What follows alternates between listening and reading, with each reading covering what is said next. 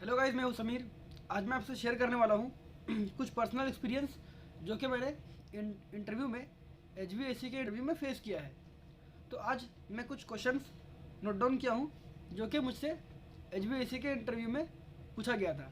तो मैंने वो वीडियो रिकॉर्ड किया, पर जो IMO में जो वीडियो रिकॉर्ड होता है वो एक टेलीफोनिक इंटरव्यू था IMO पे, पर वो वीडियो में वॉइस नहीं आया, जो कि स्क्रीन रिकॉर्डिंग में IMO के कोई भी वीडियो कॉल पे आप आवाज़ रिकॉर्ड नहीं कर सकते, इसलिए वो रिकॉर्ड नहीं हो पाया। पर मैं आपको जो क्वेश्चन मुझसे पूछा गया था वो मैंने नोट डाउन किया है, जो मैं आपको आज बताने वाला हूँ। तो HVAC के इंटरव्यू में जो सबसे पहला क्वेश्चन होता है वो होता है फुल फॉर्म ऑफ HVAC। तो ये बहुत नॉर्मल क्वेश्चन है, फुल फॉर्म ऑफ HVAC ये तो सबको पता होना चाहिए। जो इसका फुल फॉर्म है वो है heating, ventilation and air conditioning. उसके बाद सेकंड जो क्वेश्चन था वो है main part of refrigeration cycle. Refrigeration cycle में चार जो मेन कंपोनेंट होता है वो कौन कौन सा है। इसमें आपको सभी पार्ट्स का नाम नहीं बताना है, सिर्फ चार जो मेन कंपोनेंट्स है आपको बस उनका ही नाम बताना है, क्योंकि जो मेन कंपोनेंट्स है वो सिर्फ चार है, जो कि कंप्रेसर, कंडेंसर, एक्सपेंशन वाल्व और एवापोरेटर है। तो ये चार मेन कंपोनेंट्स है जो कि हमें HVAC में कंपलसरी है। उसके बाद नंबर 3 जो क्वेश्चन था वो है form of Freon in suction line. Suction line में जो फ्रियोन होता है वो किस, मतलब कि फ्रियोन जो होता है वो लिक्विड फॉर्म में होता है या फिर वेपर फॉर्म में होता है, और उसे हम क्या कहते हैं। तो जो सक्शन लाइन में जो फ्रियोन होता है वो वेपर फॉर्म में होता है, जिसे कि हम low pressure, low temperature, super heated vapour कहते हैं। क्योंकि जो फ्रियोन है वो पूरे तरीके से बॉयल हो चुका होता है, उसमें थोड़ा भी लिक्विड पार्टिकल्स नहीं होता है, जो कि कंप्रेसर के सक्शन लाइन से होते हुए कंप्रेसर की तरफ जाता है। क्योंकि जो कंप्रेसर है वो डिज़ाइन किया गया होता है सिर्फ वेपर को कंप्रेस करने के लिए, ना कि लिक्विड को कंप्रेस करने के लिए। अगर सक्शन लाइन से लिक्विड चला जाता है कंप्रेसर में तो वो कंप्रेसर को डैमेज करता है। इसलिए एवापोरेटर में फ्रियोन बॉयल होने के बाद उसका जो फॉर्म होता है वो होता है low pressure, low temperature, super heated vapour. उसके बाद फोर्थ जो क्वेश्चन है वो है वर्क ऑफ कंडेंसर। कंडेंसर का काम क्या है। तो नॉर्मली कंडेंसर का 3 काम है, डी सुपर हीटिंग, कंडेंसेशन और सबकूल्ड। जो कंडेंसर है वो फ्रियोन के हीट को रिमूव करता है और फ्रियोन को लिक्विड स्टेट में चेंज करता है। उसके बाद जो क्वेश्चन नंबर 5 है वो है what is super heat. Super heat हम किसे कहते हैं, इसका एक मैंने सेपरेट वीडियो बनाया है जो कि आपको डिस्क्रिप्शन में लिंक मिल जाएगा, और आप ऊपर आई बटन पे भी जाकर देख सकते हैं। मैं आपको ऐसे बता देता हूँ कि सुपर हीट क्या है। सुपर हीट जो होता है, नाम सुनने से हमें ये लगता है कि सुपर हीट हमें कंडेंसर के साइड में ही मिलेगा, पर जो सुपर हीट है वो हमें मिलता है एवापोरेटर में। सुपर हीट हम किसे कहते हैं मैं आपको एक्सप्लेन कर देता हूँ। सुपर हीट जो कि लिक्विड लाइन होता है, एक्सपेंशन वाल्व के बाद का लाइन जिसे हम सक्शन लाइन भी कहते हैं, तो एक्सपेंशन वाल्व के बाद का लाइन और एवापोरेटर के बाद का जो सक्शन लाइन होता है उन दोनों का टेम्परेचर डिफरेंस, मतलब कि जो एक्सपेंशन वाल्व की जो बाद का लाइन है उसमें जो फ्रियोन सर्कुलेट कर रहा है, वहाँ से जो फ्रियोन पास करता है उसका टेम्परेचर कितना होता है और प्रेशर कितना होता है, और जब वो एवापोरेटर से क्रॉस करने के बाद जब फ्रियोन बॉयल होकर सक्शन लाइन पे आ जाता है उसका टेम्परेचर कितना होता है। तो जितना भी उसका टेम्परेचर डिफरेंस होगा ये हमें प्रेशर टेम्परेचर चार्ट से मिलता है। आपको प्रेशर मेंटेन करना होगा, प्रेशर चेक करना होगा कि एक्सपेंशन वाल्व के बाद का जो लाइन है उसका प्रेशर कितना है और जो सक्शन लाइन का जो प्रेशर है वो कितना है। उस प्रेशर को देखने के बाद आपको प्रेशर टेम्परेचर चार्ट निकालना होगा, जिसमें कि आप देख सकते हैं कि जो लिक्विड लाइन पे एक्सपेंशन वाल्व के बाद का जो लाइन था उसके प्रेशर के मुताबिक उसका टेम्परेचर कितना था, और सक्शन लाइन पे जो प्रेशर है उसके मुताबिक उसका टेम्परेचर कितना है। टेम्परेचर में जितने भी डिफरेंस आता है, मान लीजिए अगर जो लिक्विड लाइन है, एक्सपेंशन वाल्व के जो बाद का लाइन है उसका टेम्परेचर अगर आपको प्रेशर मिलता है 40 psig या 35 psig, तो उसका टेम्परेचर हो सकता है आपको 30 फ़ारेनहाइट या 40 फ़ारेनहाइट, जितना भी फ़ारेनहाइट मिलता है उसको आपको मेज़र करना है। उसके बाद सक्शन लाइन पे जाना है, सक्शन लाइन का प्रेशर आपको मिलेगा अगर R22 फ्रियोन है तो। अगर नॉर्मली आपको 70 psig मिला या 65 psig मिला तो फिर आप उसे प्रेशर टेम्परेचर चार्ट में चेक करेंगे कि उतने प्रेशर पे उसका टेम्परेचर कितना होता है। टेम्परेचर चेक करने के बाद जो भी टेम्परेचर डिफरेंस आएगा, मान लीजिए कि आपको सक्शन लाइन पर टेम्परेचर मिला 60 फ़ारेनहाइट और जो लिक्विड लाइन है एक्सपेंशन वाल्व के बाद का लाइन उसमें आपको मिलता है 40 फ़ारेनहाइट या 45 फ़ारेनहाइट। तो जो बीच का डिफरेंस हुआ, मान लीजिए जैसे 45 फ़ारेनहाइट मिला हमें लिक्विड लाइन पे और 55 फ़ारेनहाइट मिला हमें सक्शन लाइन पे, तो जो 10 डिग्री का जो ये डिफरेंस आया, 10 डिग्री फ़ारेनहाइट का जो डिफरेंस आया उसे हम कहते हैं सुपर हीट। मतलब कि 10 डिग्री फ़ारेनहाइट सुपर हीट था इन दोनों के डिफरेंस में, तो वो हो गया सुपर हीट। उसके बाद आता है व्हाट इज़ सबकूल्ड। क्वेश्चन नंबर 6 जो है था वो है व्हाट इज़ सबकूल्ड। अब सबकूल्ड हमें कहाँ मेजर करना है? सबकूल्ड हमें मिलेगा, नाम से सुनने से लगता है कि ये एवापोरेटर साइड में होना चाहिए, पर ये हमें मिलेगा कंडेंसर के साइड पे। सेम इसका अपोजिट है जो कि सबकूल्ड है, वो है डिस्चार्ज लाइन का प्रेशर हमें चेक करना होगा और उसके बाद हमें लिक्विड लाइन का प्रेशर चेक करना होगा और दोनों के टेम्परेचर को चेक करना होगा कि सक्शन लाइन डिस्चार्ज लाइन के प्रेशर में उसके प्रेशर के मुताबिक उसका टेम्परेचर कितना था और लिक्विड लाइन पे प्रेशर के मुताबिक उसका टेम्परेचर कितना था। और टेम्परेचर में जो भी डिफरेंस आएगा, मतलब कि डिस्चार्ज लाइन में मान लीजिए अगर उसका टेम्परेचर 100 डिग्री फ़ारेनहाइट मिलता है या 110 120 जो भी मिलता है आपको टेम्परेचर फ़ारेनहाइट मिलता है और लिक्विड लाइन पे आने के बाद कितना डिग्री उसमें से कम हुआ, कितना डिग्री सबकूल्ड हुआ कंडेंसर में, और जो वो कंडेंसर आउट करेगा तो दोनों का जो डिफरेंस होगा उसे हम सबकूल्ड कहते हैं। तो ये हो गया सबकूल्ड का डिफिनेशन। हम बात करेंगे तो ये जो सबकूल्ड और सुपर हीट है ये हमें मेजर करना चाहिए हमेशा, क्योंकि अगर कूलिंग कोयल बहुत ज़्यादा डर्टी हो जाए या फिल्टर डर्टी हो जाए, फिल्टर गंदा हो जाए या कूलिंग कोयल ब्लॉक हो जाए तो ये सुपर हीट का जो डिफरेंस है वो कम होना शुरू हो जाता है, जिससे कि हमें ये पता चलता है कि ये कंप्रेसर को डैमेज कर सकता है अगर लिक्विड कंप्रेसर में चले जाएगा तब। क्योंकि अगर कूलिंग कोयल ब्लॉक हो जाएगा तो जो फ्रीऑन को बॉयल होना था एवापोरेटर पे वो सही तरीके से बॉयल नहीं होगा और वो लिक्विड फॉर्म पे कंप्रेसर में चला जाता है, जो कि कंप्रेसर को डैमेज करता है। सेम चीज़ अगर कंडेंसर पे अगर सबकूल्ड सही नहीं होगा, सबकूल्ड अगर कम हो जाए, मतलब कि कंडेंसर अगर ज़्यादा गंदा हो जाए या फैन ब्लेड टूट जाए, फैन ब्लेड ब्रोक हो जाए तो सबकूल्ड सही नहीं होगा, जिससे कि एसी कूल नहीं करेगा। उसके बाद हम बात करते हैं क्वेश्चन नंबर 7 का, पार्ट्स ऑफ रेसिप्रोकेटिंग कंप्रेसर। इसके लिए मैंने वीडियो बनाया है, आप देख सकते हैं। तो इसका जो मेन कंपोनेंट्स होता है वो है piston, connecting rod, crank shaft, flapper valve plate, suction read, discharge lead, housing. तो ये इसका मेन पार्ट्स है। ऑयल सम्प जो कि ऑयल को सर्कुलेट करता है पूरे कंप्रेसर पे। उसके बाद हम बात करेंगे question number 8, gap of piston and body. Piston जहाँ पे हम इंस्टॉल करते हैं, जिसे कि हम पिस्टन बोर कहते हैं, वहाँ पे पिस्टन और बॉडी के बीच में कितना गैप होता है, तो वो जो गैप है वो है 0.0001 इंच, जो कि एक बाल से भी पतला होता है, जो कि सिर्फ ऑयल को सर्कुलेट करने के लिए होता है, जिससे कि बॉडी और पिस्टन आपस में टच नहीं करने के लिए इसका गैप होता है। और उसमें एक ऑयल का लेयर होता है जो कि बॉडी को और पिस्टन को आपस में टच करने नहीं देता है। तो ये इसका गैप है 0.0001 इंच।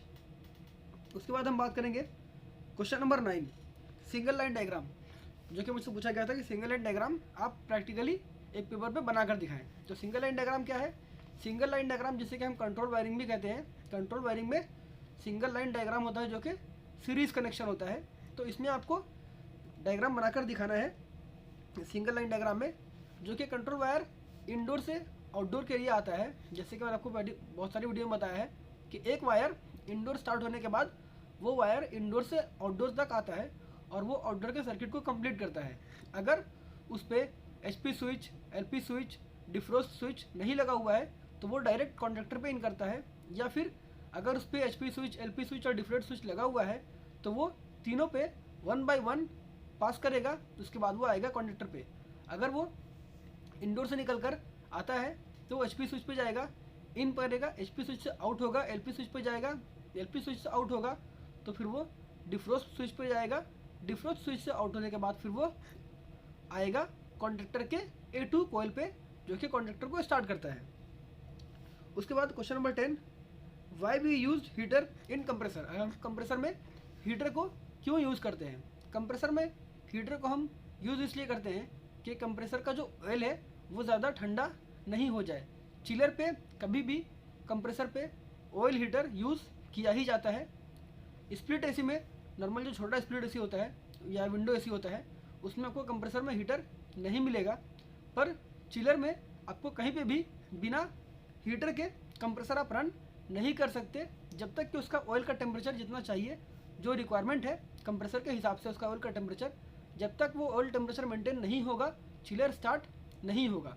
तो उसमें जो सिस्टम होता है वो कुछ इस तरह से होता है कि जब तक चिलर बंद होता है तो जो ऑयल का जो हीटर है वो हमेशा ऑन होता है, और जैसे ही चिलर स्टार्ट होता है तो जो हीटर है वो बंद हो जाता है। मान लीजिए कि पावर अगर पूरी तरीके से डिस्कनेक्ट हो और ऑयल हीटर भी बंद हो तो चिलर तब तक आप स्टार्ट नहीं कर सकते जब तक कि उसका ऑयल का टेम्परेचर नहीं आ जाए। उसके बाद क्वेश्चन नंबर 11, रेफ्रिजरेशन साइकिल में अगर हमें सारे पार्ट्स का नाम पूछा जाए तो हम कंप्रेसर से स्टार्ट करेंगे और इवेपोरेटर तक पहुँचते पहुँचते कितने पार्ट्स आएंगे उसके नाम हमें बताने होंगे। तो अगर हम स्टार्ट करें कंप्रेसर से तो कंप्रेसर से स्टार्ट करने के बाद निकलता है डिस्चार्ज लाइन, जिसमें क्या होता है एक सिर्फ मैं आपको भी पार्ट्स का नाम बताऊंगा और सेफ्टी स्विच का जो उसमें सेफ्टी डिवाइस लगा होता है उसका नाम बताऊंगा। तो कंप्रेसर से आउट होने के बाद उसमें होता है एचपी स्विच जो कि डिस्चार्ज लाइन में लगा होता है, जैसे कि हम हाई प्रेशर स्विच कहते हैं, जो कि फ्रीऑन के प्रेशर पे वर्क करता है। उसके बाद आपको मिलेगा दो चीज़ मिल सकता है, एक होता है ऑयल सेपरेटर जो कि ऑयल को सेपरेट करता है और कंप्रेसर पे वापस भेजता है, और एक होता है मफलर जो कि साउंड को कंट्रोल करता है। मफलर एक सेम फिल्टर की तरह दिखेगा जिसमें कि सिर्फ दो लाइन होगा, एक इन और एक आउट, और अगर उसमें ऑयल सेपरेटर लगा होता है तो उसमें 3 लाइन होगा जो कि उसके ऑयल सेपरेटर के नीचे से एक लाइन निकलकर कंप्रेसर पे कनेक्ट होता है, क्योंकि कंप्रेसर से जो भी ऑयल रनिंग कंडीशन में ऑयल बाहर आ जाता है वो ऑयल सेपरेटर से सेपरेट होकर वापस कंप्रेसर में चला जाता है। उसके बाद आता है कंडेंसर में आने के बाद कंडेंसर के बाद जो पार्ट आएगा वो होता है फिल्टर। आपको उसमें ड्रायर फिल्टर मिलेगा और लिक्विड रिसीवर भी मिलेगा। लिक्विड रिसीवर आपको चिलर पे मिलेगा। लिक्विड रिसीवर होता है, सोलोनाइड वाल्व भी होता है, ये सब चीज़ आपको लिक्विड लाइन पे मिलेगा।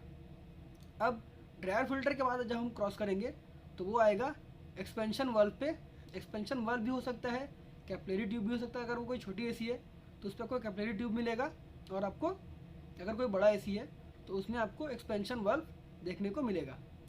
एक्सपेंशन वाल्व के जो बाद पार्ट आता है वो आता है डायरेक्ट एवापोरेटर में, और एवापोरेटर से आउट करने के बाद आपको एलपी स्विच और एक्यूमुलेटर मिलेगा।